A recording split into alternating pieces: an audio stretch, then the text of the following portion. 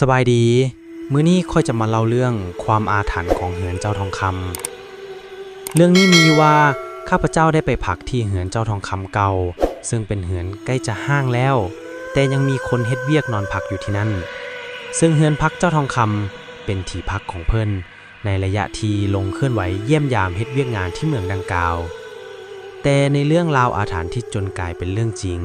โดยเขาเชื่อกันว่าเหือนหลังดังกล่าว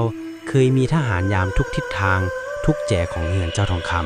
ำในคืนวันพระมักจะมีเสียงแก่สาดแก่หมอนเสียงอึดอาดไปมาบริเวณเหือนซึ่งให้คนที่พักแถวนั้นต่างกับประหลาดใจและตกใจไปตามๆกันและคืนนั้นเป็นคืนที่ค่อยนอนเกือบบ่หลับตกมาฮอดตี 2ค่อยเจ็บท้องยางหุนแหงเลยยางลงสั้นลุ่มเพื่อสิไปเข้าห้องน้ำแต่ท่านใดนั้นได้มีหญิงสาวแม่ลูกใส่สุดลาวเดิมโบหาร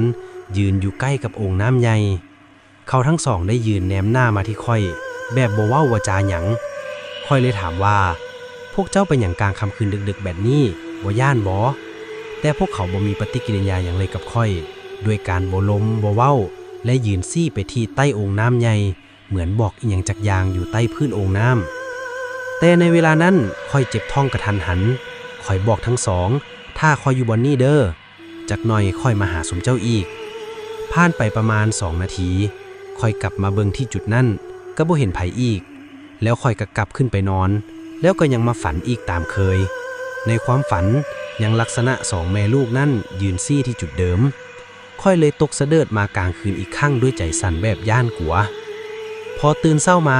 ค่อยได้ไปสอนให้พ่อตู้ข้างเหือนที่มักคุ้นเคยกับเหือนหลังนี้และเล่าความฝันให้เพิ่นฟังเพิ่นก็ได้บอกว่าแต่ก่อนเฮือนหลังนี้เคยมีคนไส้บริวารของเจ้าทองคำอยู่ซึ่งเมื่อเสียชีวิตลงด้วยการเป็นไข้และลูกก็ได้ย้อนเจ็บป่วยเป็นไข้เช่นเดียวกันแต่เมื่อเราไปอีกพอตู้คนนั้นเริ่มรู้สึกประหลาดใจลาวอาจหู้ในใจว่าสิ่งที่ค่อยฝันอาจจะเป็นเรื่องที่ค่อยบ่เชื่อที่เล่ามาเพิ่นก็เลยได้ว่ากูสิสอนให้มึงฟังมึงห้ามไปเว้าทั้งใดเด้อเลยเงียบปิดปากไว้ความจริงแล้วสิ่งที่มึงฝันแมนผีเผาเหือนให้เพิ่นเวลานั้น2แม่ลูกนี่ฮักแพงหลายกับเจ้าทองคำซึ่งในเวลานั้นเพิ่นมีหยังเพิ่นก็ช่วย2แม่ลูกนี่ฉะนั้น2แม่ลูกนี่จึงให้คำมั่นสัญญากับเจ้าทองคำว่าถ้าตายไปข้าพเจ้าจะขออยู่เป็นทาสรับไส้อาญาจนสุดความสามารถของข้าพเจ้าและข้าพเจ้าขออุทิศตนอยู่เฝ้าเฮือนหลังนี้ตราบนานชั่วกับชั่วกรรมหลังจากทั้งสองได้สิ้นลมหายใจลงไปเพื่อนจึงได้ให้หมอผีสะกดวิญญาณและฝังไว้อยู่ใต้โอ่งน้ำบ่อนั้นทั้งแม่และลูกฝังอยู่บ่อนเดียวและก็เทปูนโอ่งน้ำทับไว้ฝังศพ2แม่ลูกนั้นพอตู้ได้เว้าอีกว่าตกยามค่ำคืนมักจะบ่มีไผกายมาทางนี้เลยขนาดขี้ม้าขี้กาวมาลองดียังหนีเกือบบ่ทันยามค่ำคืนมักจะมี2แม่ลูกมายืนคอยอยู่หน้าป่องเยี่ยมทางคนกายเขตนั้นมักจะหู้ดีและยกมือกราบไหว้เมื่อต่อมาคืนวันพระได้มีคนเห็นเงาผู้ชายแต่งสุดทหารยืนเฝ้าหน้าประตูทางเข้าเหือนเจ้าทองคำยืนกอดอกอยู่เขาเจ้าเว้ากันว่าวิญญาณตัวนี้มีหน้าที่กวดกาคนเข้าออกเหือน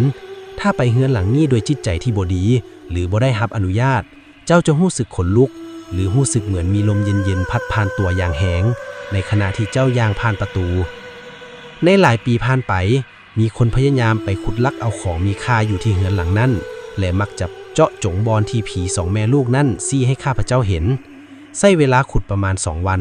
พวกเขาก็ได้ซับเครื่องของที่มีค่าของค่ำคูณไปแต่สุดท้ายพวกที่มาลักขุดกลับไปบ่รอดเพราะถูกเจ้าหน้าที่จับตัวได้คนในท้องถิ่นเชื่อว่าเป็นเพราะเจ้าทีบ่ยอมปล่อยให้เอาไปได้ง่ายๆด้วยความเหือนหลังนี้เป็นเหือนห้างมาหลาย10 ปีและมีสถาปัตยกรรมแบบฝรั่งที่เก่าแก่บวกกับต้นไม้ที่หกเหื้อเฮ็ดให้บรรยากาศเป็นที่น่าเกรงขามสำหรับตำนานผี2แม่ลูกยังคงเป็นตำนานที่น่าสนใจ